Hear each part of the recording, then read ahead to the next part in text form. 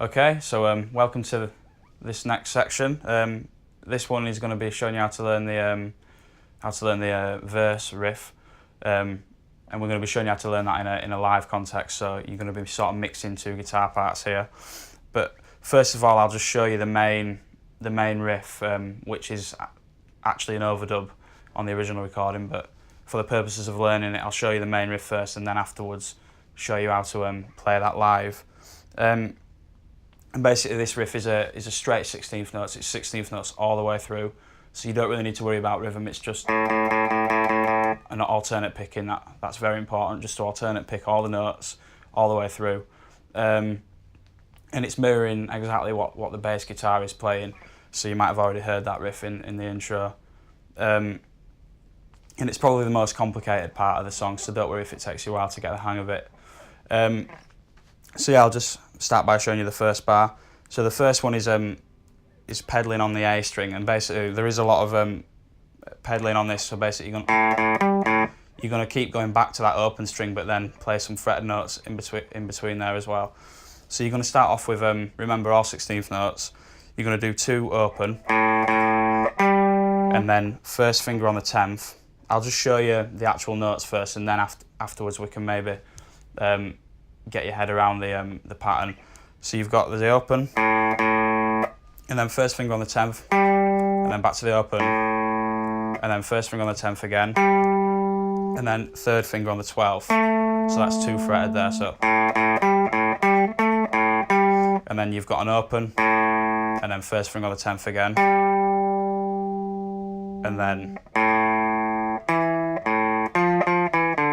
so you've got,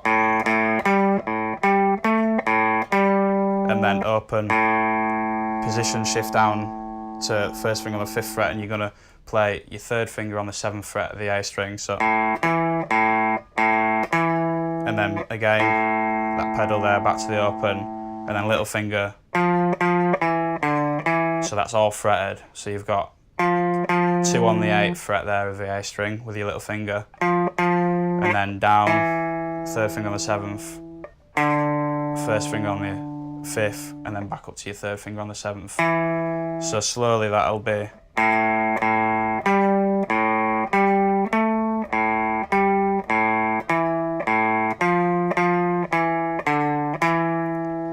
And you can see there that there is a bit of a pattern with where the open ones fall and where the fretted ones. Basically you've got two open, then a fret, then an open, then 2 fretted, and then open, fret, open, fret, and then all frets on that last beat. So again.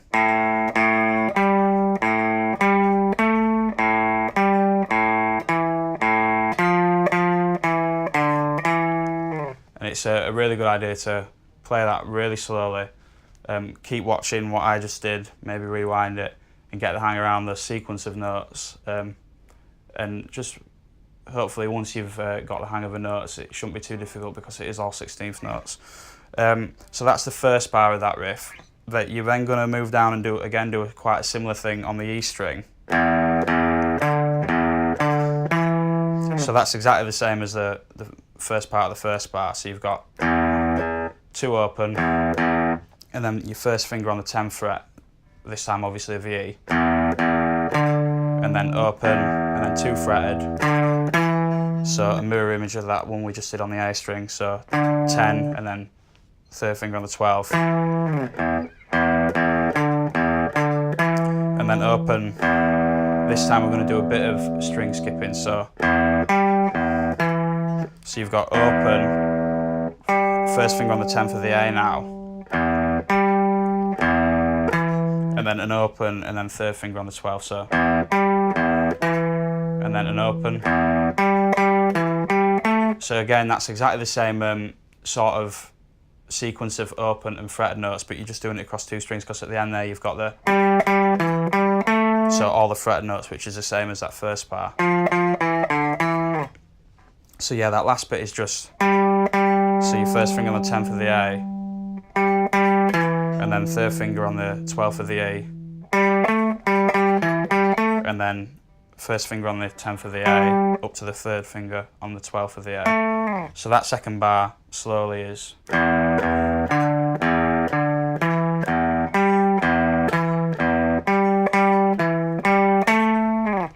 So yeah, the sequence of open and fret notes are the same in those first two bars. This next bit now is a little bit different. You're moving on to the D string now. Again, we're going to be pedaling notes. That's exactly the same as the other two, beginning of the other two bars. So you've got open, open, and then first finger on the 10th for the D, and then open, and then first finger 10th for the D, 12th finger 10th, third finger 12th for the D. So, and then you've got open onto the 10th for the D again. It might be an idea to now switch positions and use your third finger, because now you're going to do a little descending. So you've got open, fret, open, and then 2 fret. So third finger 10 down to second finger 9, and then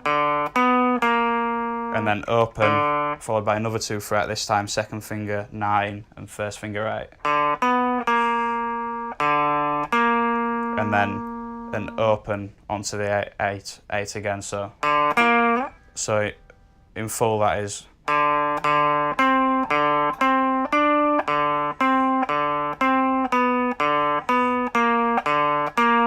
And that's that full bar there. And now that sequence sort of ends on the beginning of the last bar. The last bar is exactly the same as the first bar. It's on the A string, that same sequence, but because you're still here, you're going to start, instead of 2 open A strings, you're going to do, so that's the last one in that last sequence. So you've got first finger on the 7th fret of the D string, and then just your 1 open, and the rest of that is exactly the same, but you just have to start with the fretted on the 7th of the D string instead. So.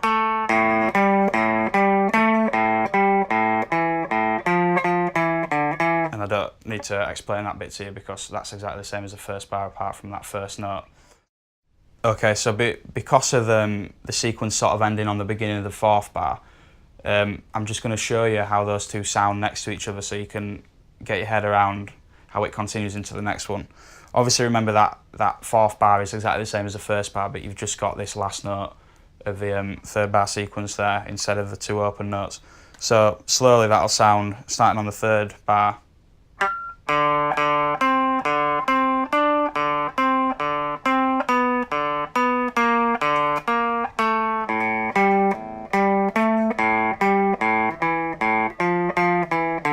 So you can sort of hear it go. And you've just got that 1 open note at the beginning of the 4th instead of the 2 because you're starting there. And as I've said, it's really good just to practice that really slowly until you get the hang of that sequence of notes, and even listen to the full audio of me playing it and watch it and really try and get your head around it if you're still struggling with that. And as I've said, just practice it slowly and practice going from each one. So you've got the first bar on the A, the second bar on the E, third bar on the D, and then back to the A for the 4th bar. And as I mentioned before, that is actually an overdub guitar part. In the original song, it only comes in on the 2nd verse, but for the purposes of you learning a good guitar song, the full live audio has it on both of the verses, which is just a better way for you to play along. But it means because it's an overdub, we have to sort of cut a few notes out to make it suitable to play live. And if you remember, after that intro, you're going into the next bar on the power chord here at the 5th fret of the E string, and that actually starts on the first beat of the verse. So you have to cut out a few of those notes at the beginning. And what you're going to do instead is, so you're just going to do 1, 2,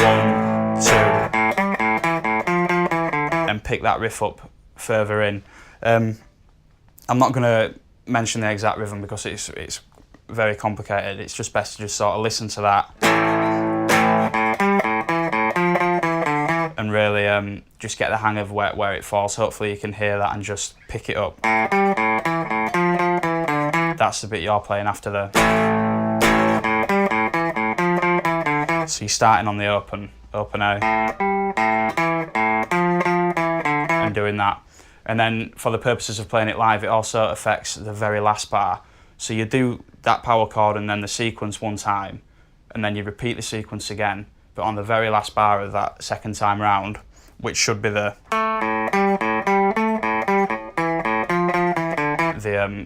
A. Instead of playing that, you're gonna do a little power chord, sort of muted build up into the chorus. I'll just start by showing you that bit and then show you how it links in with the riff. Basically, it's still all 16th notes, but it's grouped into 6. So you've got 1, 2, 3, 4, 5, 6, 1, 2, 3, 4, 5, 6, and then 4. And then 4 there should really build up.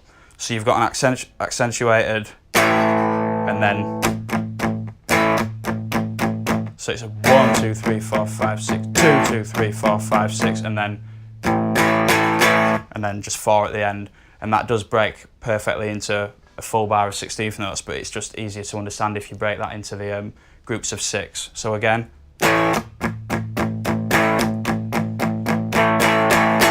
and just that crescendo at the end there, getting louder to build it into that chorus. And that falls right after the third bar of the thing, so you've got that descending bit there.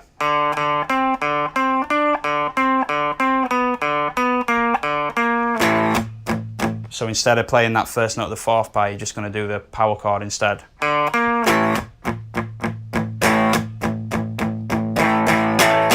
And that's the verse. It's exactly the same for both verses, because obviously, as I mentioned, on the original it only does it in the second verse, but for your benefit you can do it on both of those verses. So yeah, practice that really slowly.